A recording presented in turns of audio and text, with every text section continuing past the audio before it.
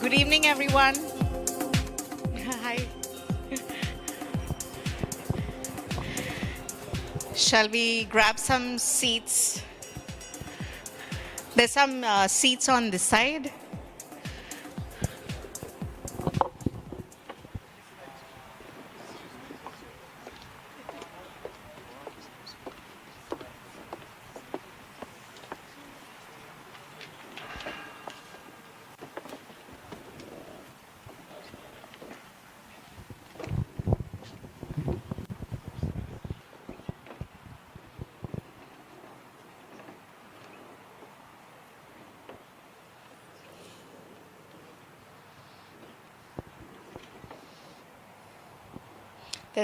There's a front row here reserved.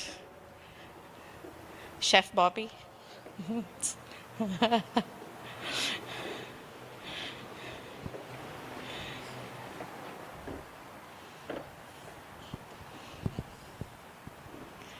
Would you like to, Anshul, do you want to come here? There's some seats here.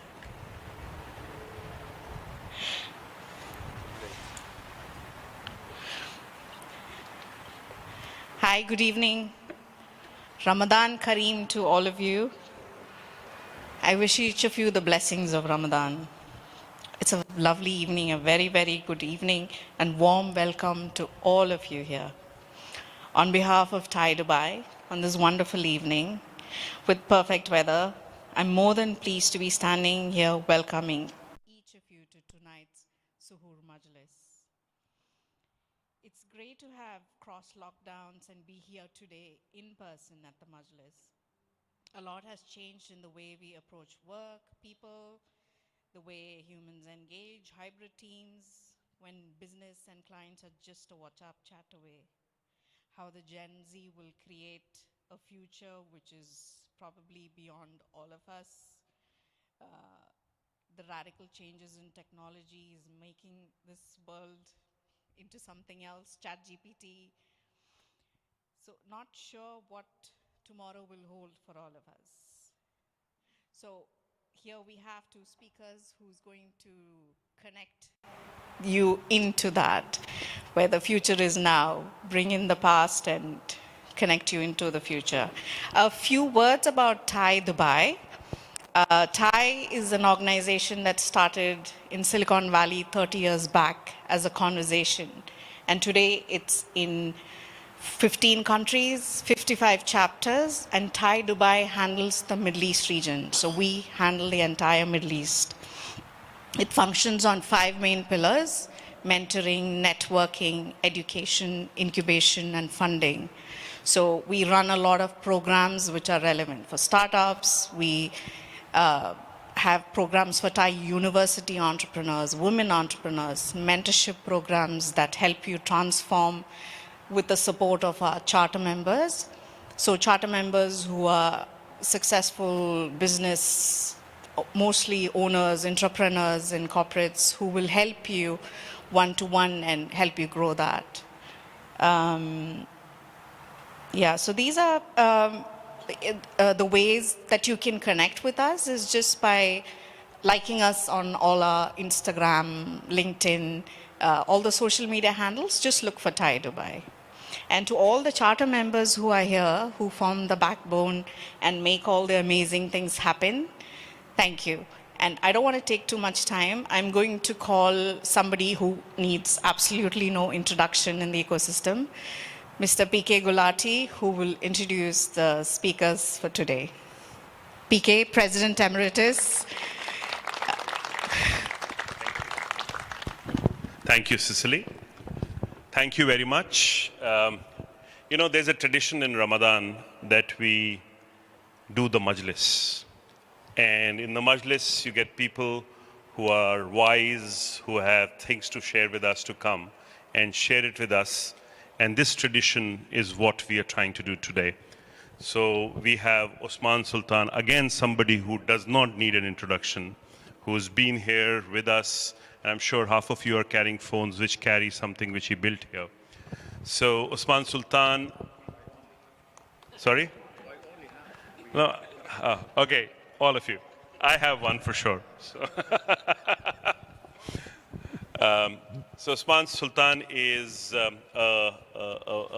known and legendary figure in the telecom world, having built not one but two telecoms from scratch, one in Egypt, one in here in UAE, and somebody who has an exceptional CV, which I'm not going to detail off because he's won almost every kind of accolade that I can possibly hear or talk about, from being somebody who built organizations to somebody who built a very important thing, talent base, wherever he went. So somebody who's known for this. I've had the privilege of knowing him almost from the time he came here. And one more thing, I know him as an exceptional leader who has done things far ahead of his time. I still remember your digital outreach, the ANA-U thing. It was an awesome thing, but a few years too early, probably, as we look back in hindsight. So a leader who has looked at things which were far beyond people's imagination at that time. The other thing which we here are exceptionally proud of is that he's been a great friend of TiE. Thank you, Osman, forever. He's been always supportive of us. Our TiEcons have always had him spending the time with us, sharing with us. And we've actually been able to build, an ecosystem with help of people like yourselves. So thank you very much for taking the time today.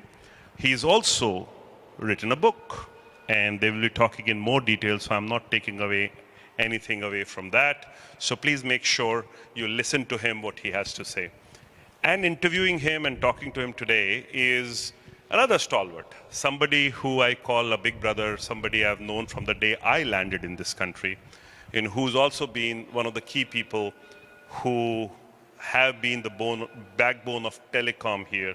I remember the day when Deepak launched internet in the UAE. So I have the dial-up connection on day one, on 6th of August. So I remember that. So Deepak Padmanabhan, he's also the backbone of TiE Dubai. He was one of the founding charter members of TiE Dubai, besides being the CEO of Emirates International Telecom, sitting on public boards in places as far as Malta and Greece. So Deepak will be talking to Osman, and Deepak and Osman go back a long time, so they will probably talk about that. So we like this to be interactive. After they've had a conversation, we'll open the floor with your permission so people to ask questions. So thank you very much for everybody for being there, and thank you, Osman, for being here. Welcome.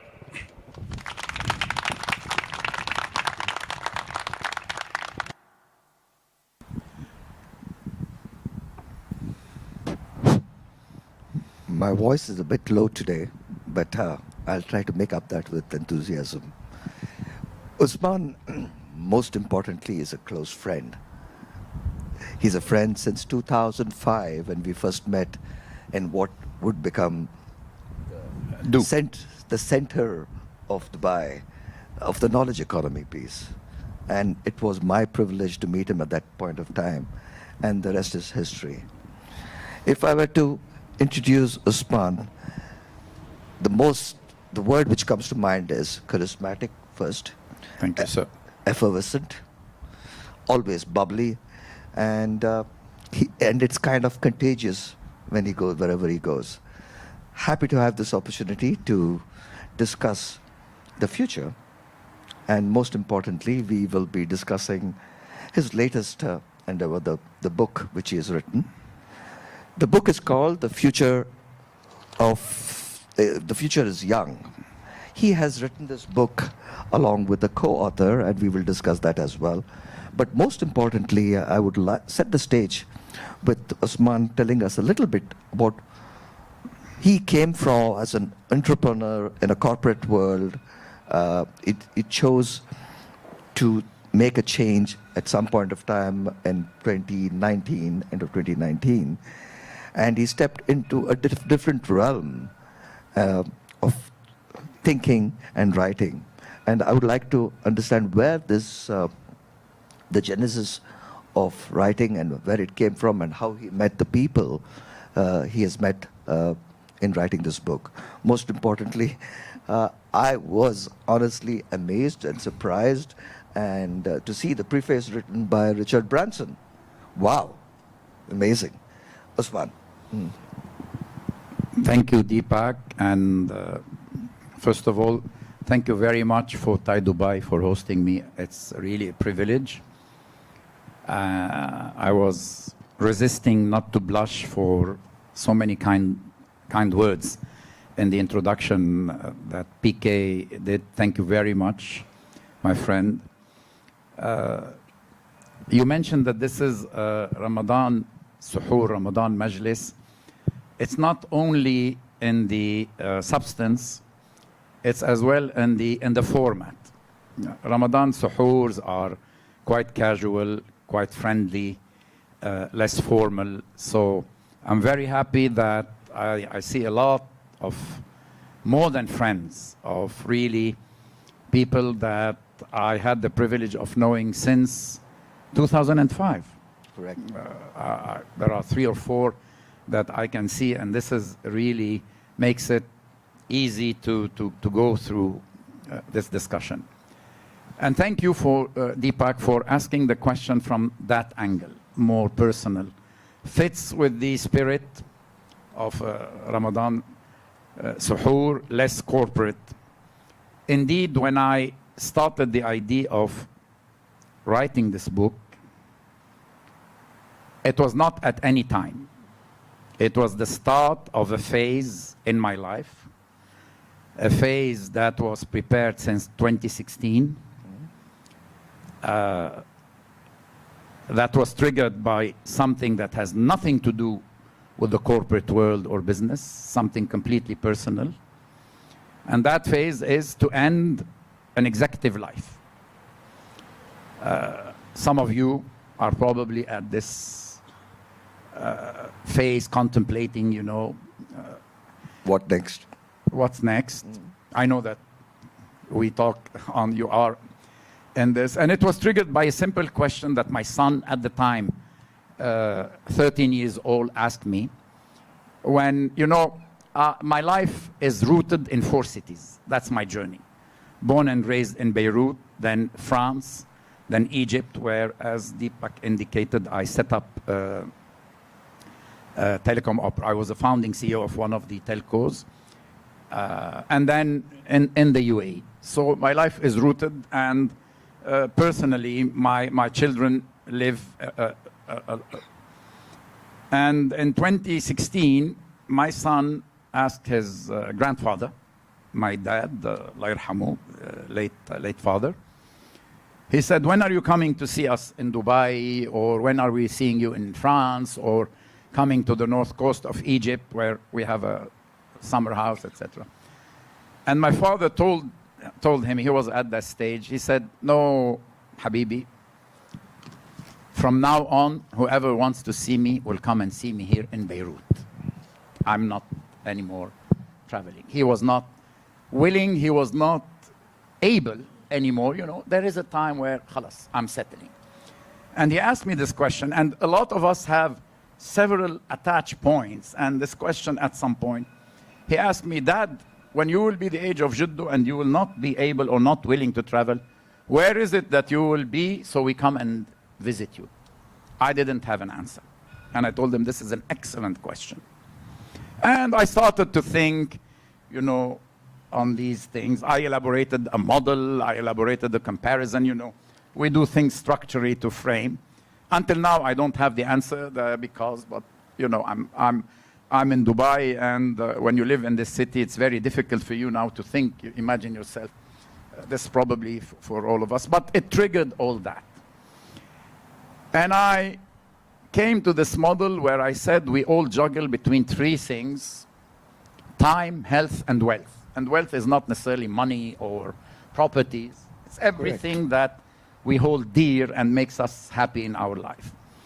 And when thinking about that last phase he was mentioning, I said, I need to have, before I reach that last phase, and you don't decide when this last phase starts.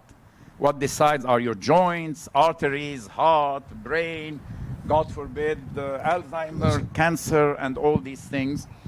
I said, I need to have some time before I reach this, where I still have time and I have health to enjoy whatever wealth, if I have a house, because I realized that I've been for, at the time it was 20 years of being CEO, 18 of which being CEO of of publicly traded company.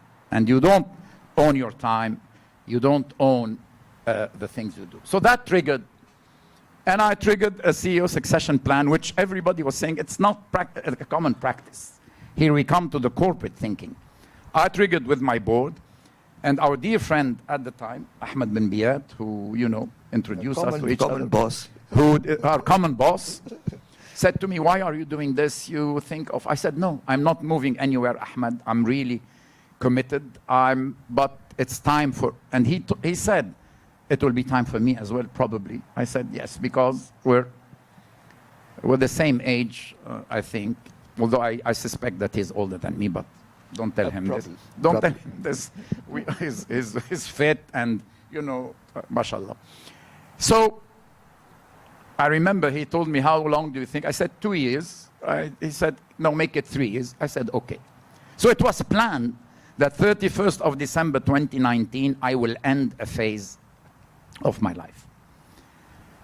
When you end this, you start thinking. So it triggered by personal. Personal is family. Personal is what you want to do. Personal is the things that drive you. There is the corporate part as well.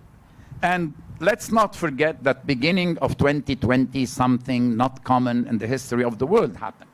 And we all entered. Actually, I was intending to calm down and relax for a few months.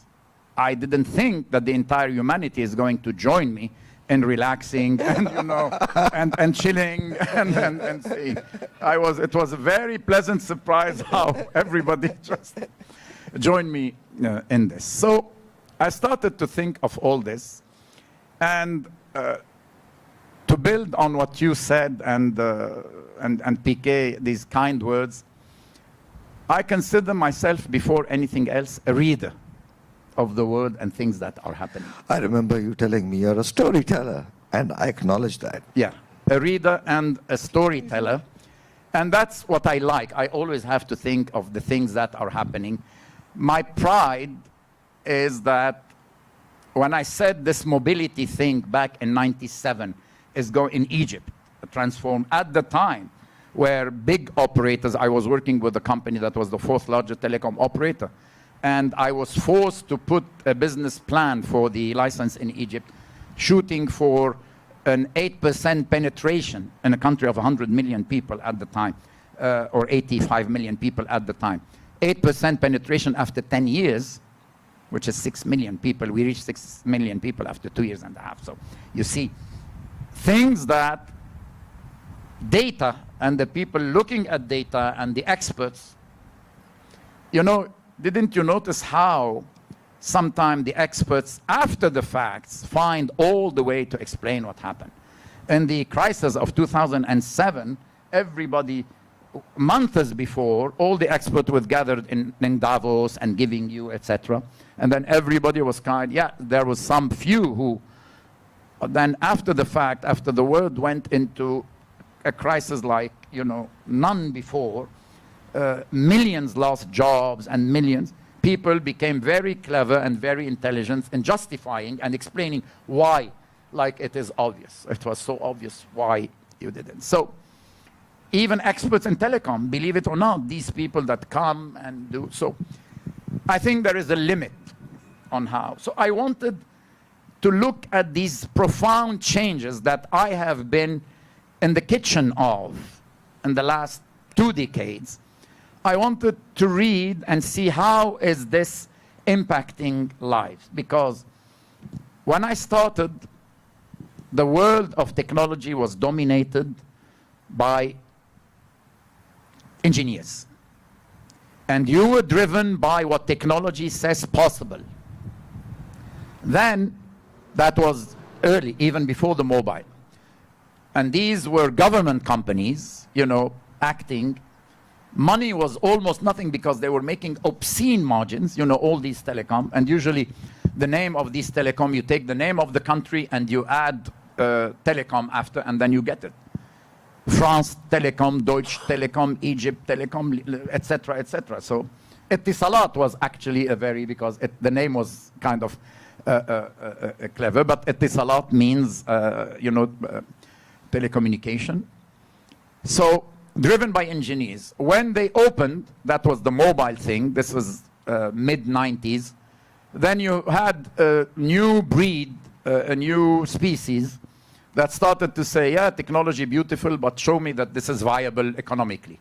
They were called CFOs, and they started to become more and more important. So after what technology makes possible, it was what economy makes viable. And we lived, and as a CEO, I lived with these two things. We can do it technically and economically, it's viable.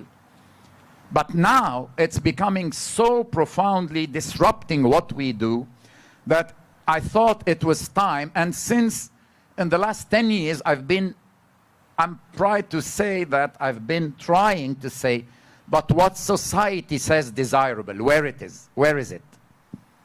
And now we are starting to see this more and more. The debate around ChatGPT, the buzzword was already used. I didn't use it because, you can't have a conference now without talking about ChatGPT.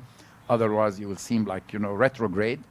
So everything around AI, everything. So what society is saying desirable? Do we have this conversation? And I felt that this conversation was missing. So with my co-author, who is a friend who comes from the world of data, this gentleman comes from the academic world, and they created these indices that rank nations according to certain criteria. The competitiveness index. There is the network readiness index, there is the global innovation index, and there is the global talent competitive index. So if you add the three, the infrastructure, then the ecosystem, the global innovation index is about the ecosystem that's created by governments. And on top of this, the fuel of that, which is talent and people, then you have between the three, the future readiness index of nations in the world we live in, and that is driven by these technological transformations. So he comes from that world, and probably a careful reader will figure out that there are two styles or two vantage points in this book. Even in the language, I can figure that out. Yeah, there is, although we took somebody who, brought things more to harmonize, but you can still feel it, because I was more pushing towards this philosophical thinking or philosophical methodology or reading of these transformation, and he was always bringing, and this is very good because it's bringing that data-driven, data-supported facts that helped a lot in this book.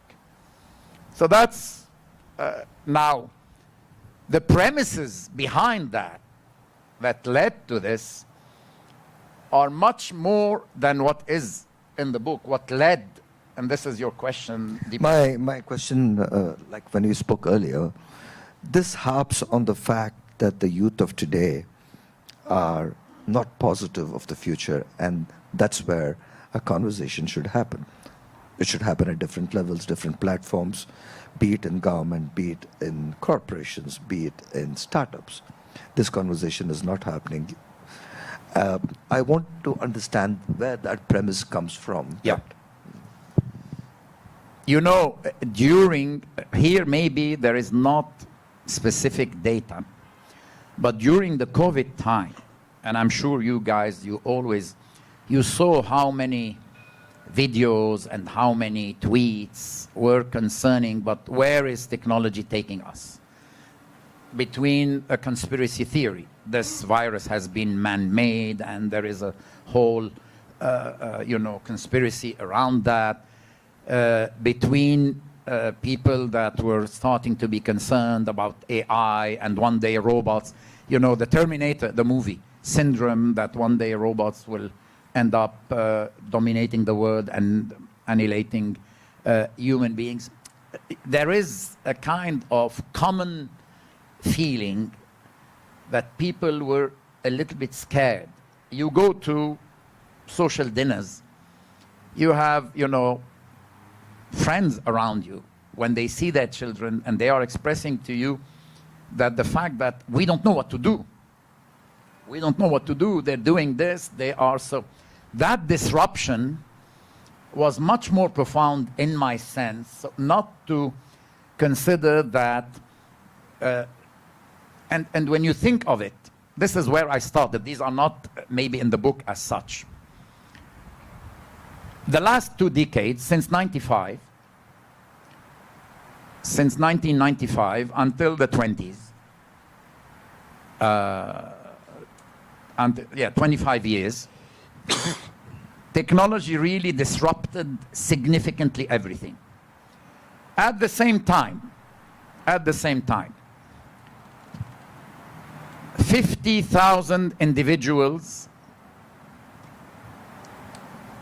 were holding in 95 3.5% of the entire wealth of the planet. 50,000 individuals. This is 0.001% of the adult population. Let's consider that this adult population is 5.5, roughly 5.5 billion people. In 2020, these same, not the same, but 50,000, actually there are 51 something, 50,000 individuals, they own 6.4%, almost double during that period. So what about equitable distribution if this technology? So that's, somebody can tell you, yeah, but this is not something good. That technology is really driving, but what about an equal, what about everybody able? And the interesting thing is that half of the adult population, 50%, this is estimated to be 2.6 billion or 2.7 billion, they used to own a little bit more than, it increased from 95. We had in the beginning, and the internet and the empowerment reached a little bit more than 2%, then went down after in 2007, 2008, unfortunately, the same always pay the price, went down and it's stagnating now at a little bit less than 2%.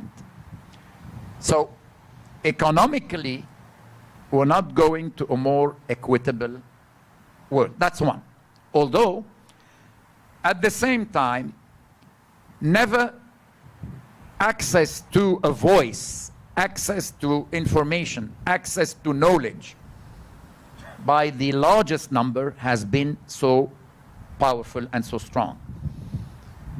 While during the COVID crisis, we saw, and this is quite legitimate, a strengthening of more autocratic practices. At the same time, the access to has been more and more democratized like never before. And the profound transformation of work patterns, profound transformation of education patterns, people remotely, which started to lead to a profound thinking on what will be the new orders for education, how the new university would look like, how the new office would look like. We all witnessed all these debate and discussion, and they are valid discussions, valid conversations.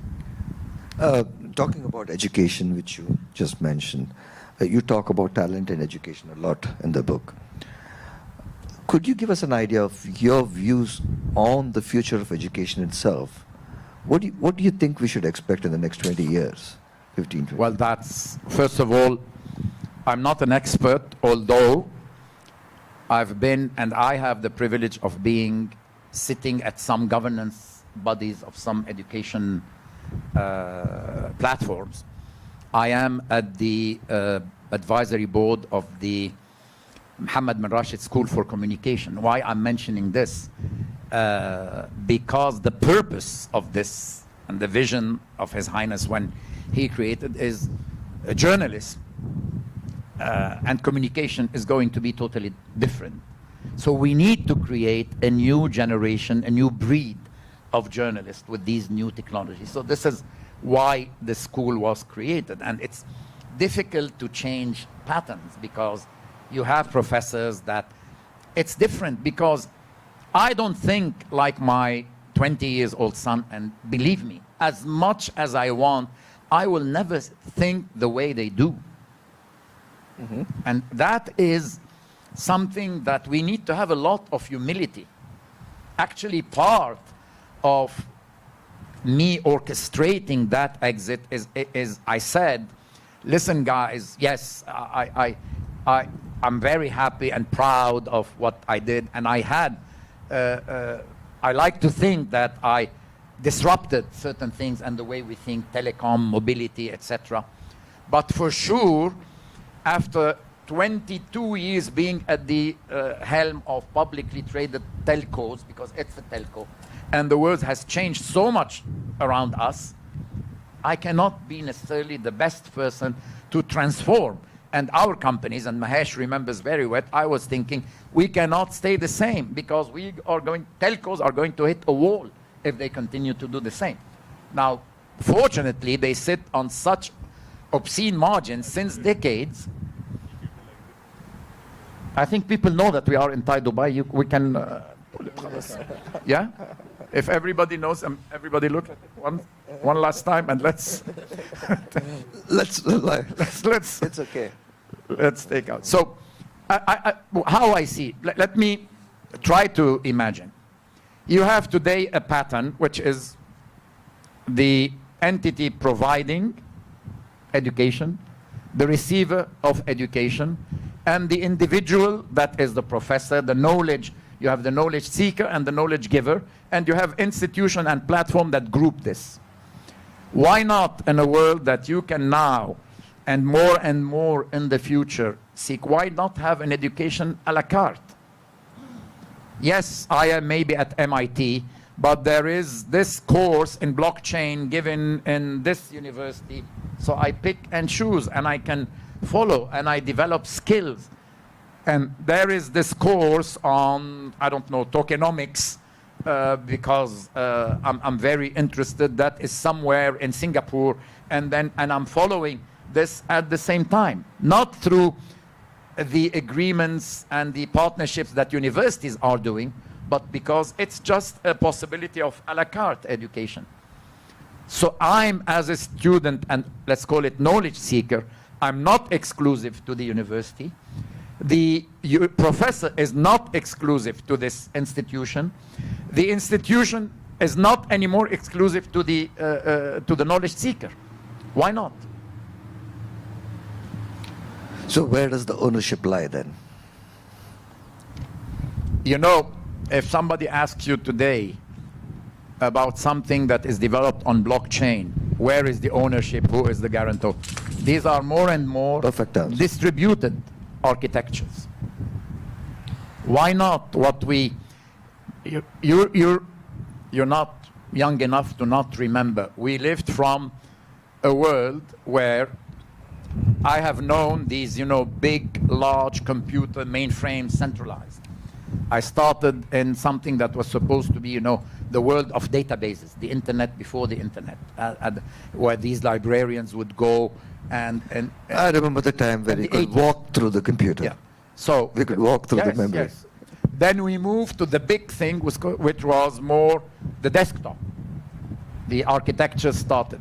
Then from the desktop, we moved to something which is more, distributed. And then from distributed, it's centralized, but it's on a cloud.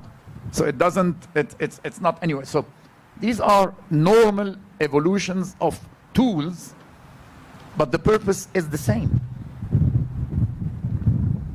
So, The book covers a wide range of topics, from climate change to social justice to technological innovation. How did you start focusing on some of the areas which you put forward in your synopsis in the 5 chapters? Let's start with the first chapter. I like the heading.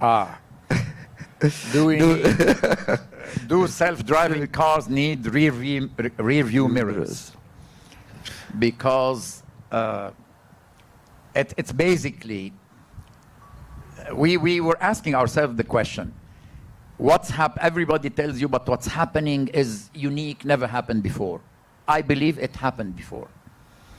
If you take these ecosystems, and some disruptions happened before. So we need to look a little bit for where we come from. This is the reader that I like. I don't know if you remember, if you were there, one of my first conferences and we talked about the internet. And I said, you said a storyteller, so thank you, because I said, if you all remember in the mid-90s when we started going on the internet, what were we doing when we go on the internet? We were going to search for an article, search engines, that was the time. The names at the time that we knew were, you remember, AOL, Yahoo, Google, and we could only search for a book, an article. That's right. So we were going on the internet like we go to a library. That's what we were doing, mid-90s. Give it 5 years, and of course, when there is a place with a lot of footfall, because it started to have a lot of footfall, merchants want to get there. So merchants started to get there, and in the beginning they were just doing, this web page. They couldn't sell yet because buying and selling was not possible. So the guy saw a marketplace with a lot of people, like in the beginning were marketplaces. This guy has chicken, the other guy has, grown some tomatoes. They come and they trade. So this guy has an article. This is how it started. Then the merchant saw a lot of footfall, so he started to say, you know what, I'm selling food, or I'm selling pizzas just on the corner. Then we started being able to buy. We started to buy our airplane tickets. Amazon started, we used to buy books on Amazon and CDs. That was, the beginning of Amazon, music. And so we started to go to the internet like we go to a store and to a shop. Until then, it was still, not yet the big thing happened mid-2000. What happened? We started to go to the internet like we go and sit on a cafe. Social networks. We were not seeking anything, but we were just going there. I remember my grandmother, Allah yarhamha, I tell her sometime, but my grandmother, you're sitting here, she would tell me, no, I see those who pass and those who go. She was happy. تفرج على الرايح والجاي. It's called people watching. Huh? People watching. Yeah, people sitting, and you see this, and this is what's happening in the internet.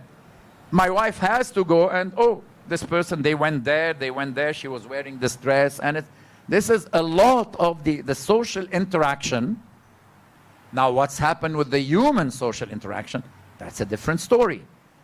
And notions like screen time, how long we stay because our kids are not interacting. These are, everything comes with the excess.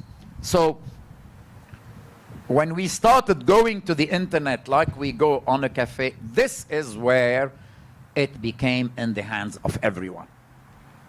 Now it came with, this is the perfect storm, it came with advances on mobiles, because it came on advances on networks.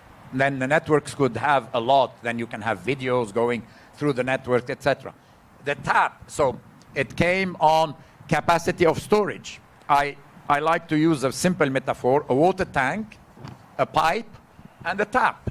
Mahesh, I'm sure you saw this slide several times. It's a simple story. The water tank, which is all the aggregation of content, the capacity of hosting all these content.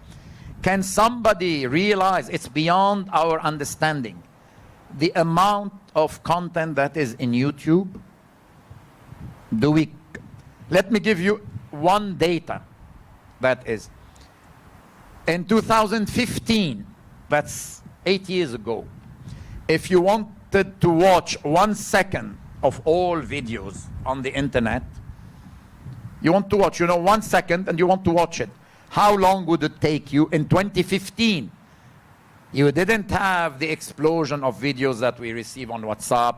You didn't have TikTok. 2015, somebody gives me an order of magnitude. I want to watch this second. How long would it take? More than 5 years. I want to watch 1 second. 1 second. More than 5 years. This is 2015. Today, nobody can say, but I can tell you something. 2021, in 1 minute on the internet, there was 496,000 videos on TikTok. 2021. 2022, how many? 164 million in a minute videos on TikTok. This is not an explosion. This is a nuclear blast. No. So it's a disruption, a complete disruption in quantum. It's a complete disruption in speed of adoption. ChatGPT reached 100 million subscribers or users in 2 months. It took 68 years for the airplane to reach 50 million users. 68 years, 62 for the phone. Given the fact, since we're talking about language generative AI, it is said that the AI engines of today finished learning all that is there on the internet. This was 2019, I think, as far as ChatGPT is concerned. And then they started converting the YouTube videos into text to start learning. And all that learning is available to you now. So how does this future look? You wanted to talk a little bit about this. And yes, I wanted to talk a little bit about this because I'm totally in it. Actually, I'm preparing a white paper on AI and human learning, not AI in general, because there is the social aspect of AI that is philosophical aspect that is very interesting. But AI and human learning from the point of view, first of all, what is the future of human learning? My son, who asked me the same question when he was 13, he's 20, he's in Boston College now. He said to me, he was kind of proud, he said, there is not one student who prepare an essay before doing it on ChatGPT and then maybe amending certain things. Okay, fine. But where is, he said, Dad, none, there is not one student. If a guy doesn't do it, the others will tell him, you're crazy, do it like this. So this is becoming well, first of all, and ChatGPT is a great tool, don't get me wrong. But where is human learning going if the simple way of the thinking that, and I'm not of the people who think, I come from a generation where learning was the culture of the right answer at the time. And since long, I'm saying to my kids, you need to have the culture of the right question, because the answer is available. It's there. Before even ChatGPT, Google was there. It's the right question. You see it in our corporate world when we sit. If we really want to reach somewhere, it's, are we asking the right question? Are we really, or the right questions? And that is a mindset that doesn't exist enough in my opinion. That teaching how to ask the right questions. And today, around the matter of artificial learning versus human learning, I don't think that the right platforms are there where people from various stakeholders are asking the right questions. I've been saying this, one of my conferences is the headlines for missing conversations. There are missing conversations today around all this technology. There are missing conversations. If robots can do things smarter than you, and maybe after smarter than me, no. I like to tease them since long. No. If they do it smarter than us, faster than us, in a more guaranteed way than us, error-free than us, then robots at some point with deep learning will say, yeah, but why I should take orders from this human being? Why I should take or be programmed by Deepak if I have the Terminator syndrome. We're laughing, like when we saw first time Minority Report with Tom Cruise moving screens long time ago, and we said, oh my God, but this is fiction. Few years after, on an iPad or an iPhone, a baby was just moving screens like this with a finger. The touch screen was something that science is there. And if you look at some advances in science in a generation, look at the planes that in the First World War or Second World War, and look at what we have today in terms of planes and capability, and you say, how? How this in 60 years or 70 years? It's a combination of various domains of science that leapfrogged all of them and combined together. This is what happened in the internet space. Having said that, I agree. It's about asking the right questions in the space of science. But the space of science is going to explode into the space of art as well, into creative writing, into media, into everything that is creative. Where does that leave that human mind? Is an excellent question. And honestly, in art, I'm lost. I'm not an expert. I see sometimes things, and the guy said to me, this has been sold for, I don't know, $400,000, so I don't say anything. I don't understand. This NFT thing, have you seen the things that happened in the NFT? Yes. Yeah, so I don't understand. And I can be a reader, but I don't have experience. Honestly, I need to have humility. And the creativity, that's different, because a guy told me, now ChatGPT can write you a poem. I feel sorry. I write poetry in Arabic. And I feel that we can't have a computer having a soul, guys. Poetry is a soul. I don't know, maybe I'm old-fashioned, maybe younger, but younger kids are having these questions as well, believe me. It's not that I'm old-fashioned, I'm an old guy that is now, contemplating, looking at the past, and no.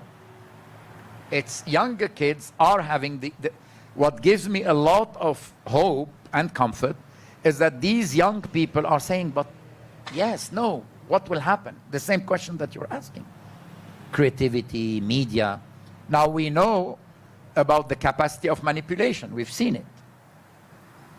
Data and the limits of the data metrics. This is scary.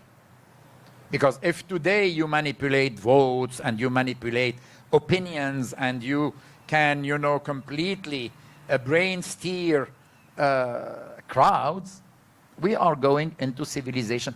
I'm not saying I have the answers. I'm not saying I can see it black or I can see it white. And don't get me wrong, I'm a strong believer of the power that technology can bring. I'm saying we are missing conversations and the right people and the right platforms. Yes, you have Mr. Elon Musk coming and being, on video at the last government summit and saying there are risks of AI. Great. Excellent statement. What happens after? Yes, there is, I don't know if you heard about this letter that was signed, Mr. Yuval Harari, and Deepak, thank you. You introduced me to Yuval Harari before, and you remember? You introduced me in the... So, Yuval Harari and Elon Musk and other people that are experts wrote this thing saying we need maybe to have a halt. And excellent.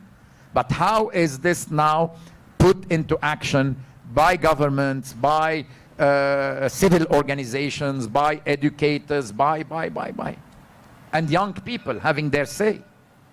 Because the word that is going to change, when it's going to change, is their word and their children's word.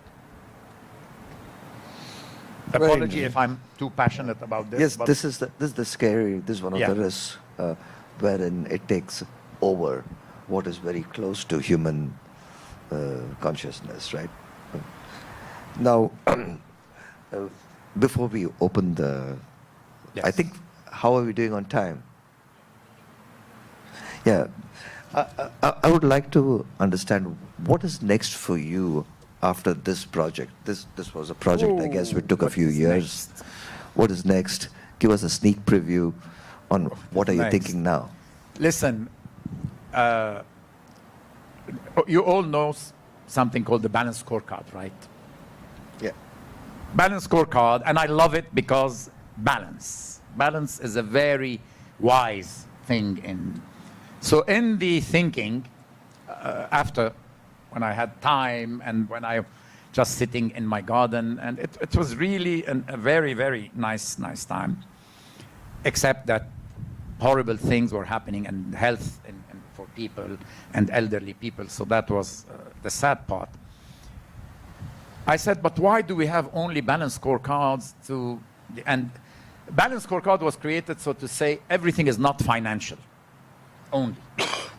We need to consider the future, so we talk about the experience of customers, your main stakeholders, you put people and learning, and you put some operational in order to ensure that you don't do something to get your bonus this year and then the year after it all goes south.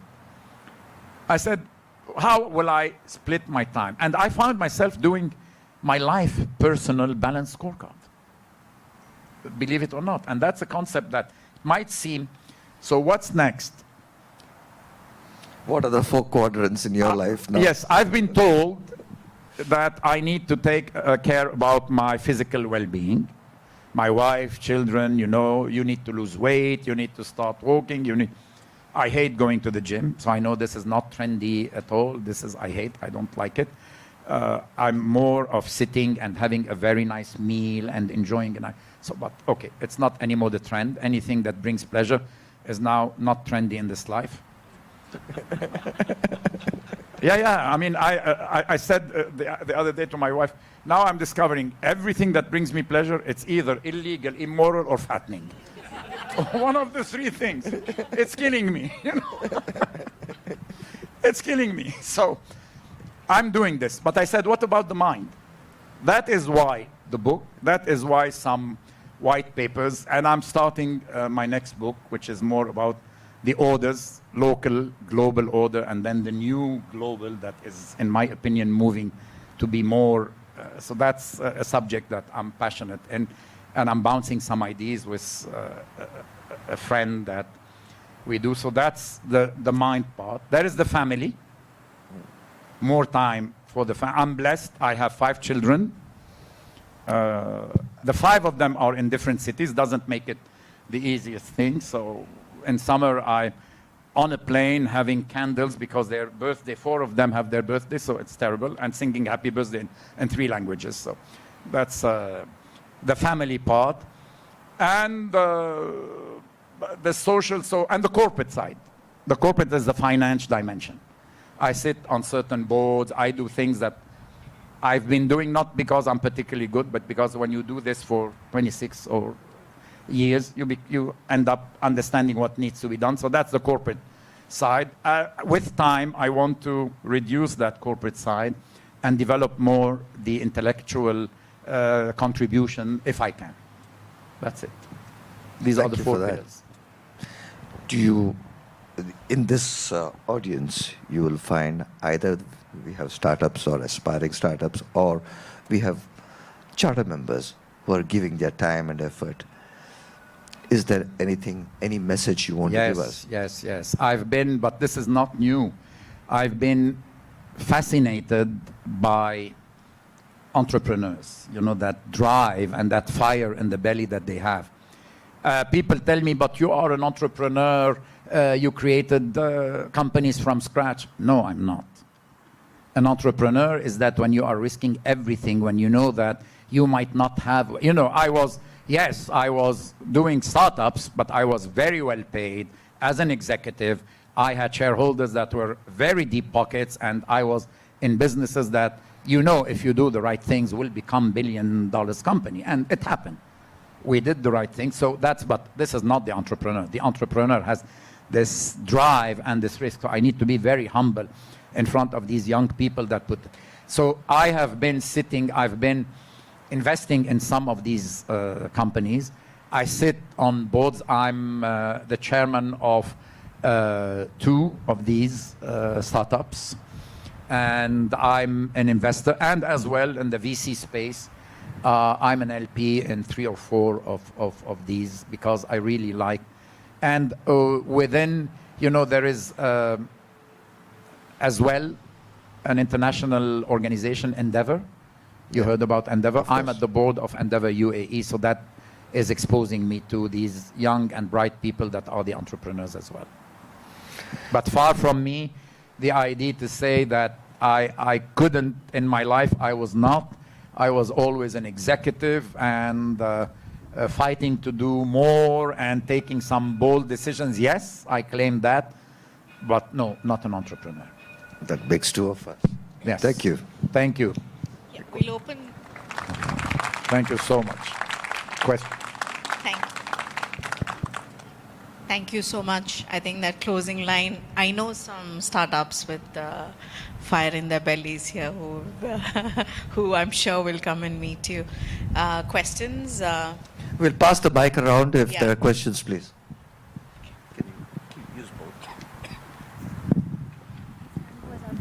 No, that's okay. Okay. I don't know if this question would have a right or wrong answer. We are bombarded with a lot of information, and practically it is accepted by a lot that the information is free and open for everyone. But is it really? Because there is so much of convergence of information, especially with social media on us, that if you search for food, you'll just see food and you'll waste your 5 hours seeing food, not knowing that how many people maybe in some part of the other world are not having that food for themselves for maybe a day also. And I just remember, of course, you would remember a lot because you have got a spectrum of lifespan. In my early days, I'm older. You mean I I'm older? agree. You can say it. I don't want to say that. Sorry. We are in a very it's very casual. Go. Sorry. So in those days, I saw that in televisions there were 5 types of news.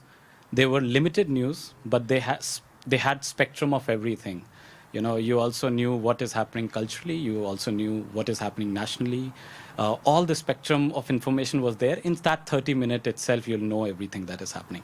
Now, even if you sit on social medias for a whole day, you might be very targeted about what you know. And you might have a black space of what is unknown to us. So is it really free? I mean, I would just know your opinion on that. Yeah, Thank you. I agree with what you're saying. I will add just one thing that I don't know how to. That's something I deplore. I think we are moving from depth to breadth. People will get the information not because, you know, we used to say, oh, but this comes from the BBC. It used to be, you know, BBC, a serious thing. Or when I was in France, it's Le Monde, the newspaper, or this is the Washington Post, or whatever. And now and there was depth, there was content. even in our language, the language that our kids I articulate, there is more depth in the words because the words in Arabic or in French or in English or in Urdu, these are rich languages. So the words have a more depth. Now there are new formulas. So in the information, we move to breadth.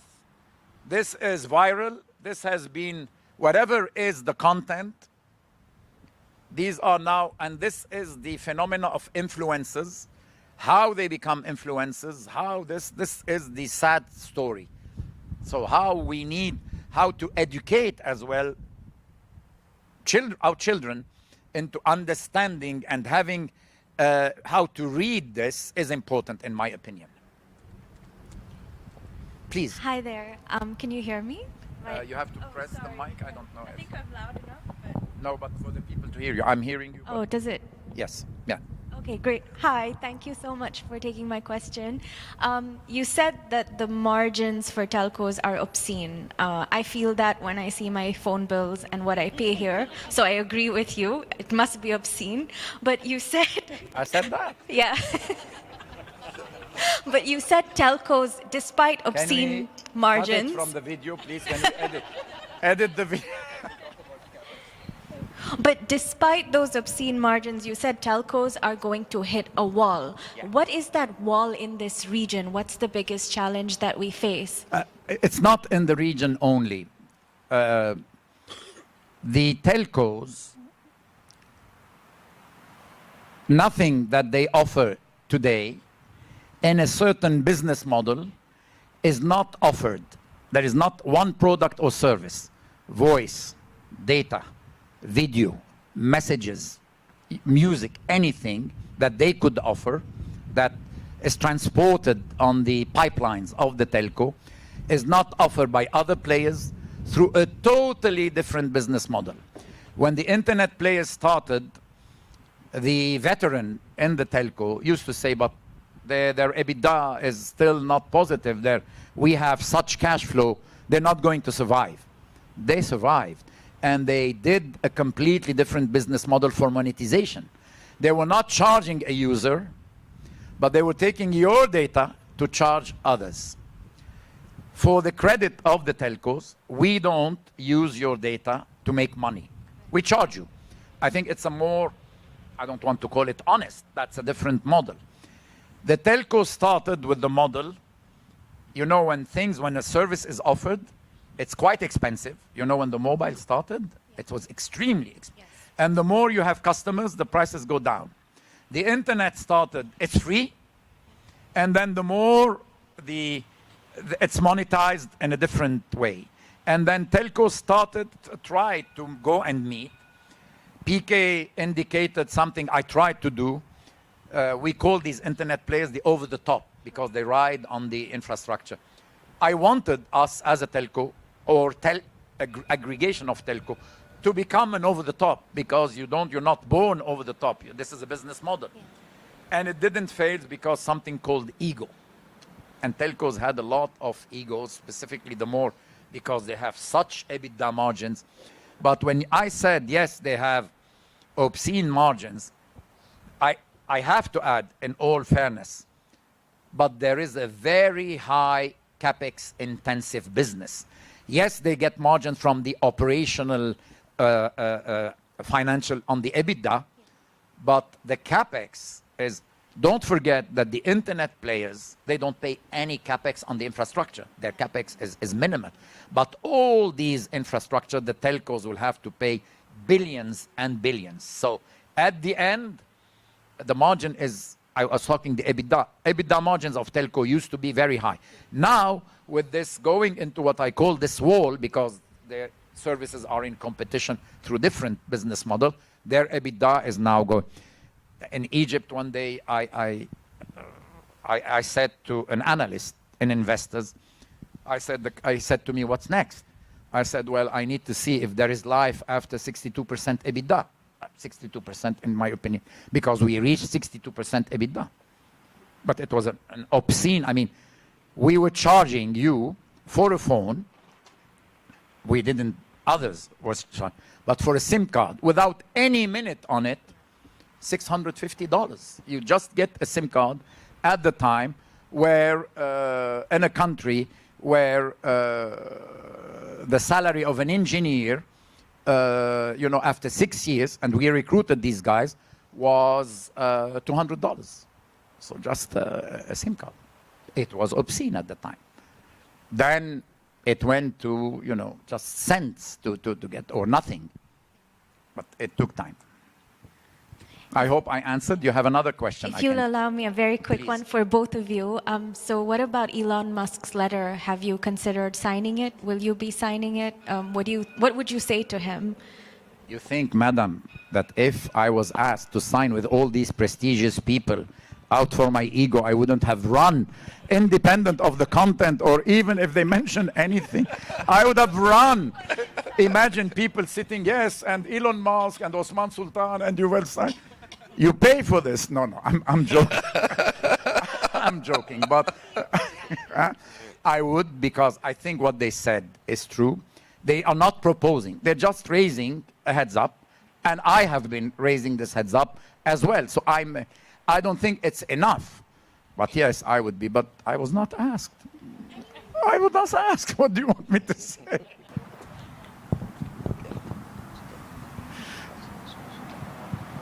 Yes.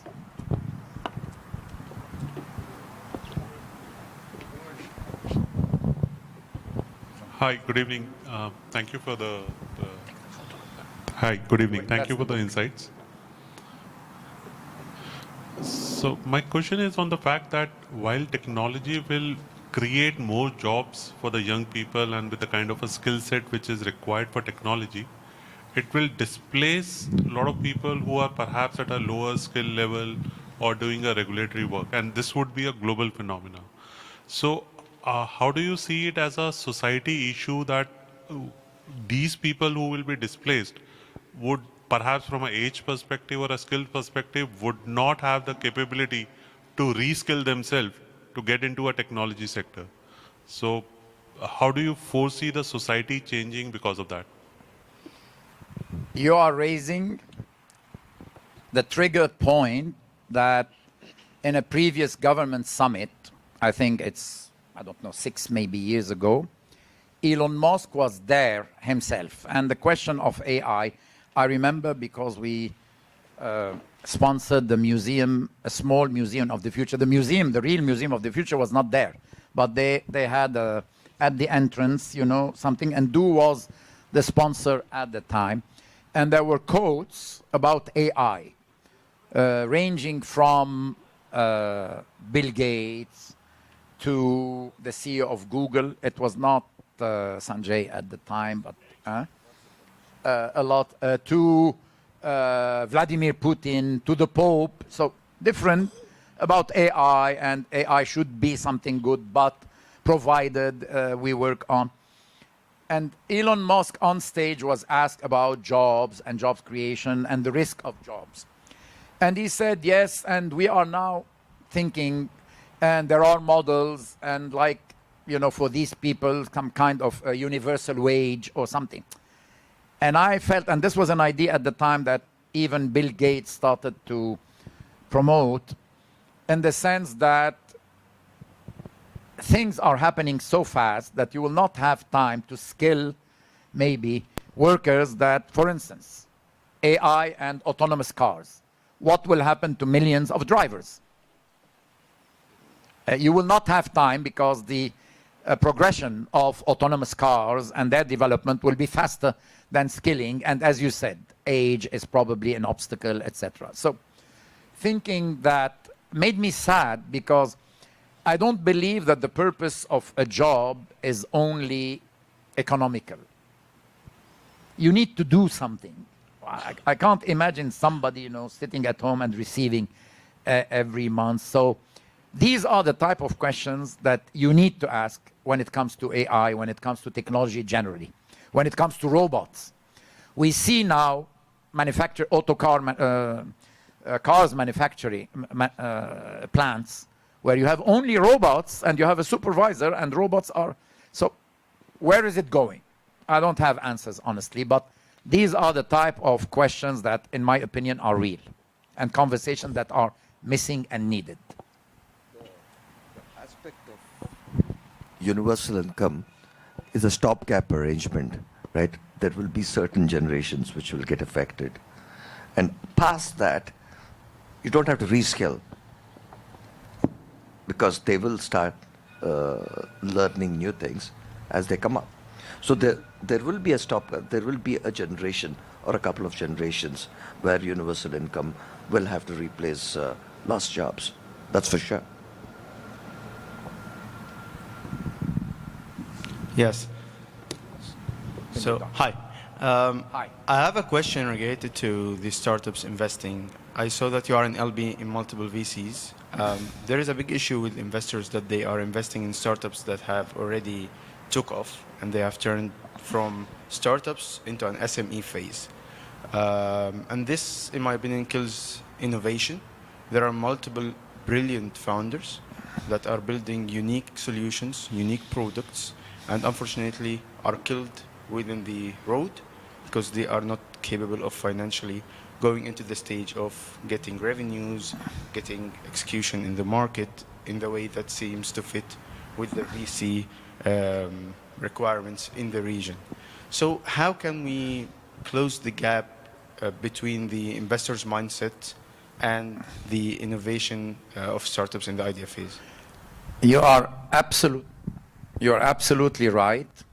We have seen, I mean, I can say clearly I'm an LP in Beko, I'm an LP in MEVP, I'm an LP in Valoris Ventures, and an LP, but a small LP, my friend. I'm not, I'm an LP in something that used to call Leap Ventures. These are the four. Leap is now something else. Noor Suede, maybe if you heard about, you know her. So, and different things. And I've noticed that now they position, these VCs, they position themselves in later stages of the funding cycle. You're absolutely right. You know, maybe they consider this comes with the maturity, less risks, the entire context. Let's not forget that money is more scarce these days as it was, you know, 2 years or 3 years ago. So this is a fact as well. How to bridge, we discussed this in some of the, you know, in Endeavor, we discussed sometimes, and maybe bringing together. For instance, you have some family offices that look and that sometimes have the appetite to enter at early stages because it's a risk-reward thing. If the context is tougher, the appetite for risk is less, unfortunately so. But I am myself an investor at very early stage, and it's difficult. We are trying to get, I'm an investor in 3 startups at one of them I'm co-founder, and that's a mistake.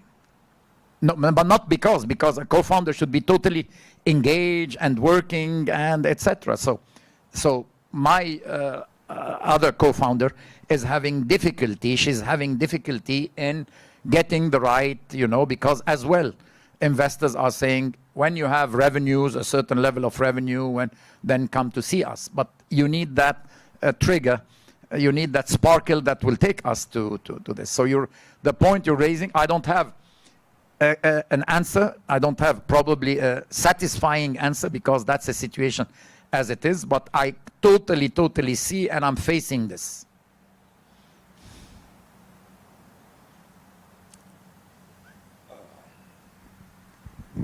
I guess if there are no questions, yeah. Okay, yes, you had a question. Sir, I have a request more than a question. So you saw how important it is for us to mentor and support the younger startups, and you do that. And one of the biggest pillars on which TiE is based is mentorship and support of that. So on behalf of the board, I'd like to invite you to join us as a charter member. Become a member of TiE, become a part of our group to give back. That will be my privilege, sir. Welcome, sir. Thank you. Thank you for that, Usman. It'll be an honor to have you on. Such a lovely atmosphere. Can you, there were questions about how people can get Yes, obtain yes. this book and where is it available, and can you give us some information on that? Yes, of course. The book, let me first what you said, because there's one thing I didn't address. The book, we had the chance, because my co-author is the president of the Smart City Observatory in IMD.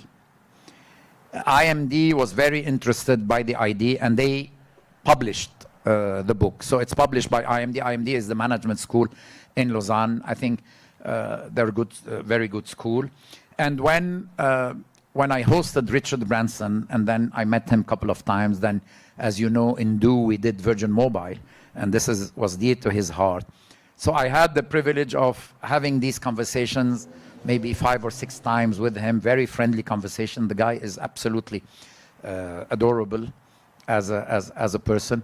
So when I sent him and suggested to him that I'm making, and we would love, he immediately accepted to preface. And that's really a sign, and that's a privilege, because he's a name and he has always been interested in these things. So that's the book. The distribution is done through Amazon. Amazon are, now there is a big problem with Amazon, is that you see the book, but when they have a book, they have a place for one author. So alphabetically, you have Bruno Lanvin, but of course, when you go inside, you see Bruno Lanvin and Osman Sultan. So I tried to change Amazon to Sue Amazon. No, it's not true. But my ego took a hit when I saw that. Although, so it's on Amazon. I'll tell you something. I myself now, when I want to order some copies, because I promised some friends they signed copies of this, I order on Amazon. It's not available, but there are constantly new, arrivals that happen. It takes. Thank you, Usman. Thank you. Thank you all. Really a privilege for me. Thank you.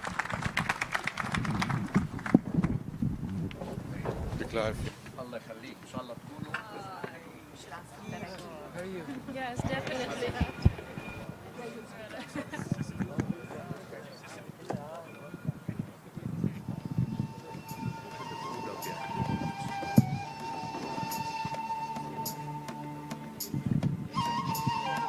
Please help yourselves to some food. We've kept it closed so that it doesn't get too cold. Do help yourself.